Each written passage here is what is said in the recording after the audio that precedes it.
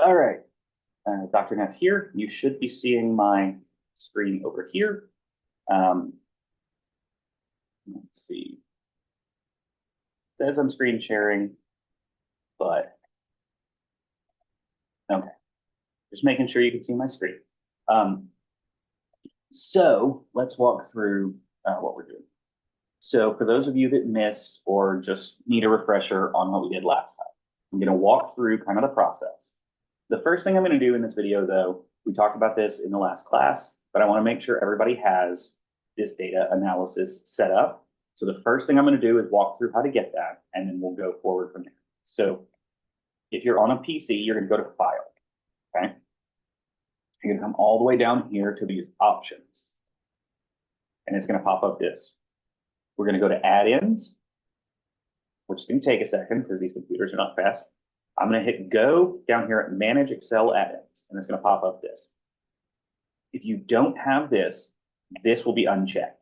So you're going to make sure it's checked, like mine is. You're going to hit OK, and this should appear in Analysis under the Data tab. Okay, so that's just a real straightforward reminder of how to do that. But make sure you have that done before class, because the stuff we're doing this week and going forward, you need to be able to do data analysis, because this is where we do our ANOVAs, our t-tests, where we do sampling, where we run regressions, all the kind of stuff we're going to be doing over the next little bit. Okay, so now we have this data set in front of us. This is Russ Westbrook's 2016-2017 season. And as we looked at last time, there are some things in here that need to change. We have this column here, which is the home and away marker. So the at tells us it was an away game. This at symbol cannot be read by our standard software. Okay. We also have this wins and the point margins. This is two pieces of data. We want each column to have only one piece of data. So we need to split this up into two columns, and then we also need to convert W's and L's don't mean anything to our software either. So again, we need to convert these to a number. Okay, so we're going to create a couple of columns and then turn this into a column, turn this into two columns, one of which the wins and losses gets converted into ones and zeros. And then finally, we're going to create a formula for the triple doubles, which we're going to do here at the end. So I'm going to start with the basics. Now, as you remember when we did some of the work on this last week, if you were there or if you weren't, you don't remember this, but we need all three columns that we're going to work with, our wins and losses, our triple doubles, and our home and away. We need them to be together, as in side by side. There's a simple reason for this. It's just when we're running some of the data that we're going to do in a little bit, it's easier to not have to worry about them being separated. So I'm going to separate this out. You could do it here in between these and insert your columns here. So we're going to start with that. Okay. The first thing we need to do is split this column up. Now, to do that, when I want to split a column, the first thing I have to do is give an empty column to split into. So I'm going to come to this next column over. I'm going to right click and I'm going to hit insert. And that's going to give me this blank column. So now I have this and a blank column next to it. Okay. So now I want to take this column and I want to split it so that the W and the +6 or -2 or whatever is in separate columns. Now, to do that, if you're on your normal page on home, we're going to go to data. We're going to select this data tab, and you're going to see this text to columns button here. Okay. This text to columns button, when we click it with the entire row, and you can always select an entire row by clicking when the down arrow looks like this, I can highlight the whole row. Okay. I'm going to do text to columns. It's going to pop up this wizard, and I've got two options. I can do delimited or fixed width. For now, we're messing with delimited. What that means is we want to split based on some kind of character. In this case, the character that's the easiest to split on, we could use the parentheses, but there's a space after each letter. Okay? And so we're just going to use that space as our splitter. So I'm not going to change anything on this screen. I'm going to hit next. Right now, it's delimiting based on the tab key. Well, the tab key hasn't been pressed, So nothing has happened. So I'm going to uncheck that. Now, in this case, it wouldn't make a difference, but if there were both spaces and tabs, it might split multiple times. We don't want to do that. So I'm going to untab it, and I'm going to go to space. And when I click it, you'll notice the preview down here now shows two separate columns, okay? And then I'm going to hit next, and I don't need to change anything here, and I'm going to finish. And as you can see, I now have two columns, one with the wins and losses, and one with the plus or minus point margin.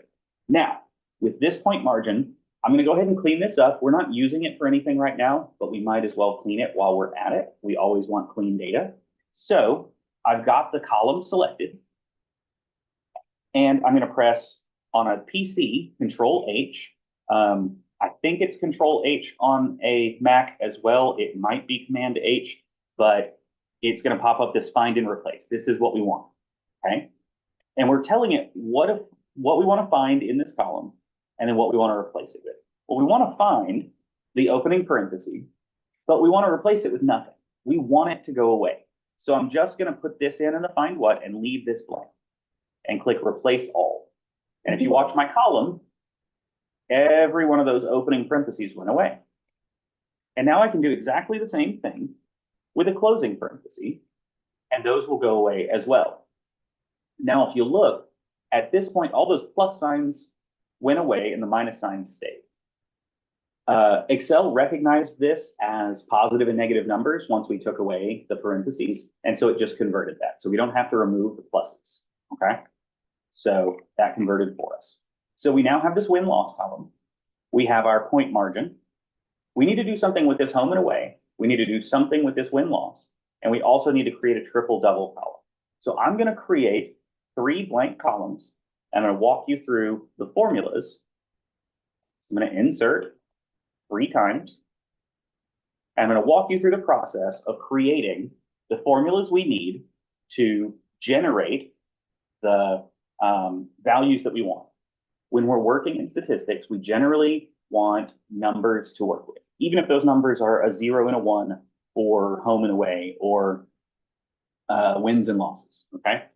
So I'm going to start with our home and away, but because I'm converting this to numbers and the numbers need to mean something, I really want this column heading to also tell me what the numbers mean. So instead of just HA, I'm going to do H, and then I'm going to put in that H is a 1, and then A is a 0, okay? And that column heading is just for me. It's just so I know how to interpret my data. I'll do the same thing with wins and losses, and with triple doubles, I don't need to, and we'll talk about that. So for home and away. So I want an away, a 0, when there's an @ symbol, and I want a 1 the rest of the time, right? The @ symbol tells me they're at the opponent, so they're away. And when it's not there, they're at home. So we're going to create a formula. You can do this. You can double click in there. You can click up here. When we want to create a formula, we start with an equal sign. This tells the computer that this is going to equal something. It's going to be a formula. In this case, we need to put in what's called a conditional. We have 2 possibilities, an either or. And when one thing is true, we need something to happen. And when it's not true, we need something else to happen. In this case, we use what's called an if statement. So I'm going to type if, IF, and you can see here it pops up and it shows a description. Checks whether a condition is met and returns one value of true and another if false. Now with an if statement, we put parentheses. And you can see now that I've put the parenthesis in, it shows you the structure of the statement. So I need some kind of logical test. I need to compare something and get a true or a false. If it's true, it will select one value. If it's false, it will select the other. So what am I looking for? Well, I'm looking for whether in this column, the cell that I'm looking at on the same row, so in this case, F2, is an @ symbol or not. So I'm going to click on it, which adds that F2. You can also type it in as I do here. It's the same thing, but you can see it selected, okay? So if F2 equals, now in this case, I want to compare it to the @ symbol, but it's important to note that the way computers understand characters is kind of weird. if you're not used to computer logic. Basically, characters are not seen. If I just put the @ symbol here, it would not read this correctly. I need to tell it it's a character, so it will translate it into something the computer understands. To do that, we put quotes around it. So I'm going to do quote symbol, @ symbol, second quote. So that's my logical test. I now have a test that says if F2 is the @ symbol. So what do I want here? Well, the @ symbol tells me it's an away game. And I said away games were going to be 0. So I'm going to put a 0. And then I'm going to put a comma. So if it's false, if it's not the @ symbol, and this is anything else, I could go in and put random letters, I could put numbers, it doesn't matter. As long as it's not the @ symbol, it's going to put this. So for this, I want a 1. And I'm going to close my parentheses. And I now have a complete if statement. And when I hit enter, it generates this 0 based on this @ symbol. Now, we don't obviously want to go down and type that in over and over again, but Excel does make this easy. You can see this little box in the corner here. And when I mouse over it, I get this plus symbol. I'm going to click and drag downwards. And if I drag this all the way to the bottom of my data, what it'll do is it'll automatically generate. And all it does is replaces the F2 with the appropriate symbol, the F56 in this case. Okay. And so now I have this really cool column that tells me home and away. We're going to do exactly the same thing for wins and losses. Okay. And once again, wins will be 1s and losses will be 0s. In general, it doesn't matter. I could do it the other way around. The reason I do it this way is because for most people, we think of the higher number as, quote, more positive. And so a 1 for a win and a 0 for a loss. Or we think of the 1 as yes and 0 as no, or however you want to think about it. So it tends to be easier to think of it this way. Okay, so we're going to do exactly the same thing we did before. We're going to start with an equal sign. We're going to say if. We're going to open our parentheses, and we're going to put in our logical test. So in this case, I want H2, and I want to once again compare the character to a W in this. Okay. Notice I used a capital W, which matches the capital W's in our data. If I put a lowercase w, it will not match. It treats lowercase and uppercase letters as different symbols. So you need to make sure when you're doing this that you match it to your data. Okay. So I'm going to do a comma, and we want it to be a 1 if it's a win. So in this case, I do the 1 first and the 0 second. Okay. So now, if it is a win, a W, it will generate a 1. And if it is not a W, if it's anything else, it will generate an L. So I'm going to hit enter, and it generates the 1 that I would expect for having a win there. And then I'm going to do the same thing I did with the last one, click and drag it all the way to the bottom, and it's going to fill in. Okay. Now, the third one we're going to do is a little bit different. This is our triple double. Now, a triple double, by definition, is 10 or more points, 10 or more assists, 10 or more rebounds. Now, someone will probably point out, if you want to be technically correct, that 10 or more blocks or 10 or more steals would also meet that criteria, but very rarely do we see 10 or more blocks or steals. So most triple doubles are points, assists, and rebounds. Now, in this case, we need multiple things to be true. We need rebounds total to be true, above 10. We need assists to be above 10, and we need points. If, for example, Russ gets 32 points and 12 rebounds, but only 9 assists, it's a double-double, but not a triple-double. So in this case, you'll note I didn't put a 1 and a 0 because this is a yes or a no. 1 means yes triple-double, 0 means not a triple. I don't need to necessarily mark that, but you could. You could come up here and do a 1 just so we know that triple-doubles are marked by a 1. That's not necessary a lot of times when you're doing something like this, whereas when there's 2 values, win, loss, home, away, a lot of times we still want to mark that, okay? Now, for this, it's still conditional, so it's still an if statement. However, we're going to add a second statement. When we need multiple things to be true, I should say, it doesn't have to be 3, although it is in this case, we want what's called an and statement, okay? And means that everything included must be true. And we open a second parentheses here, okay? And as it shows, I can have multiple logical things. And it's basically just going to say, as long as all of these are true, the whole thing is true. If any of them are false, the whole thing is false, which is what we're looking for in a triple double. So in this, I need to compare three things. First, I'm going to go to points. This is in mine, AF2. I'm going to click on it. Now, you can do greater than or equal to, but in this case, points, assists, and rebounds. You can't get half of one. You can't get a percentage of one. You either have one or you don't. And because of that, greater than 9 covers 10 and up. So rather than less than or equal to, greater than or equal to, in this case, since it's whole numbers, we can just do greater. So if points are greater than 9, that means they're 10 or higher. If assists are greater than 9, and all I did was come over and click on it, and then if total rebounds, oh, and see, it gave me a warning there. I didn't put in my comma, so it knew I'd done something wrong. And then if total rebounds is greater than 9, then I close that. That is all one single true or false statement. And now I need to go back to the if. What do I want it to be if it's true?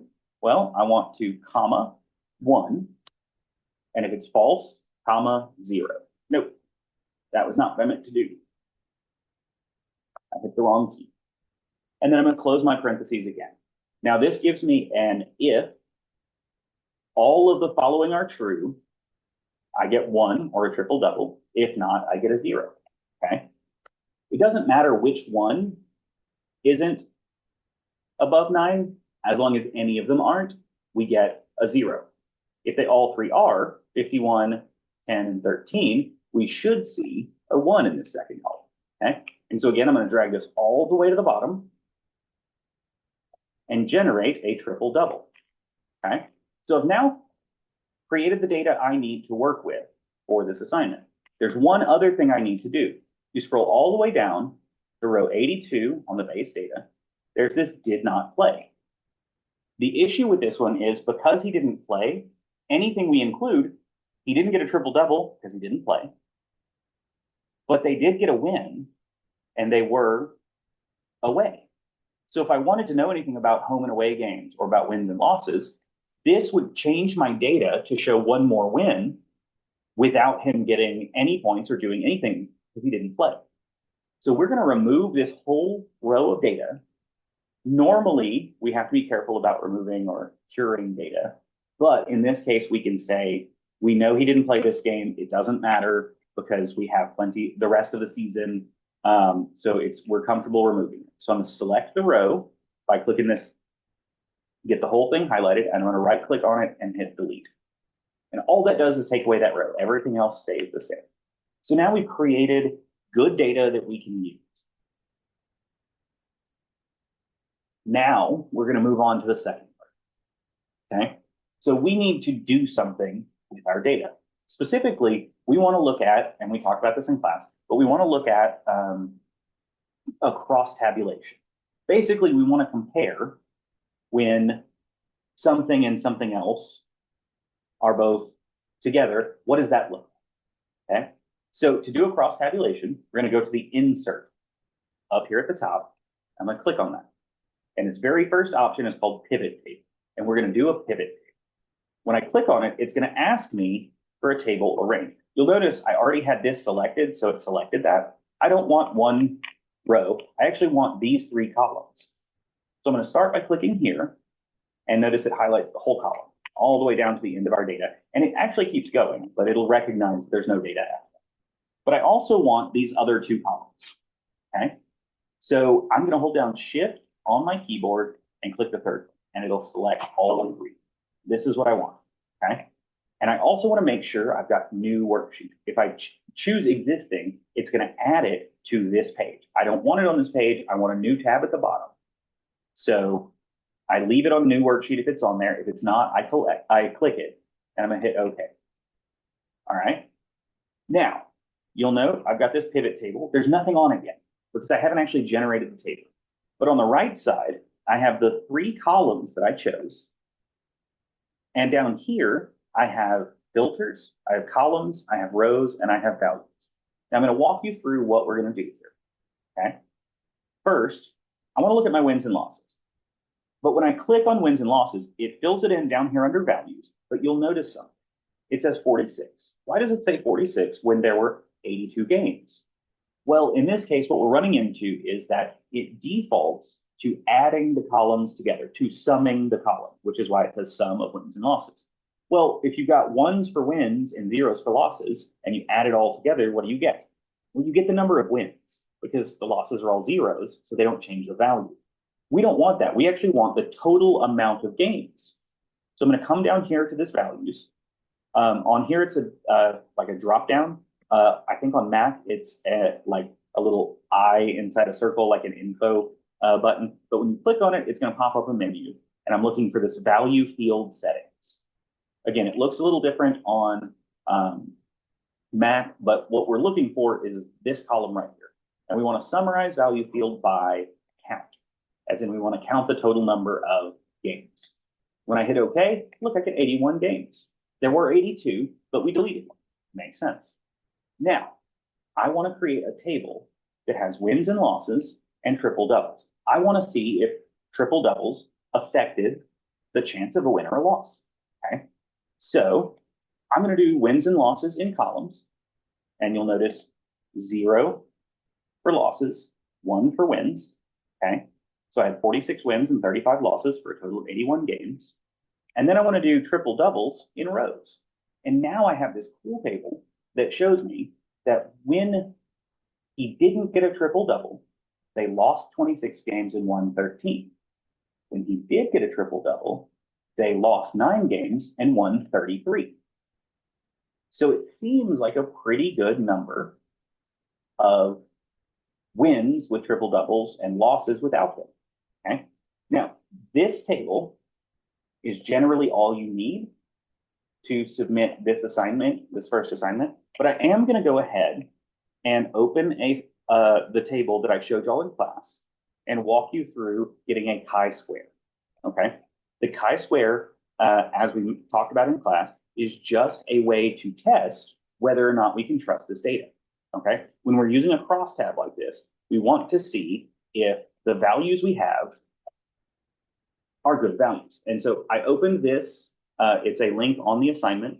You should see it, but there's a chi-square link. You do not have to do this for the assignment. This is just to show you how this works for those who missed class. I'm going to do this guy right here and this guy over here so you can see both. Okay, so I have just a bunch of boxes, but you'll notice I have 4 values. And so all I'm going to do is type in these values.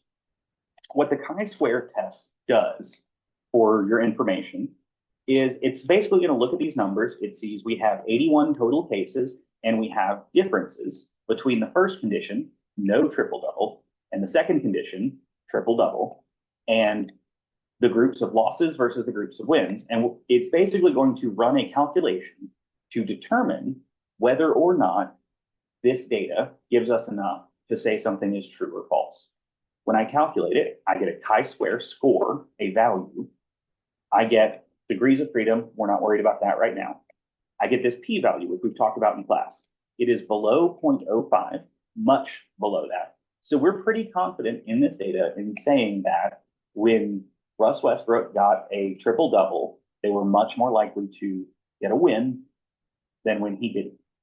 Now, do we know how much more likely? Do we have any percentages on that? No. This is purely there is a difference in wins and losses when he gets a triple double versus when he doesn't. That's all this tells us. Okay? So at this point, you would save this file, which has both the data and your table. And you would probably do a save as, give it a name, save it on your computer, and submit it to me.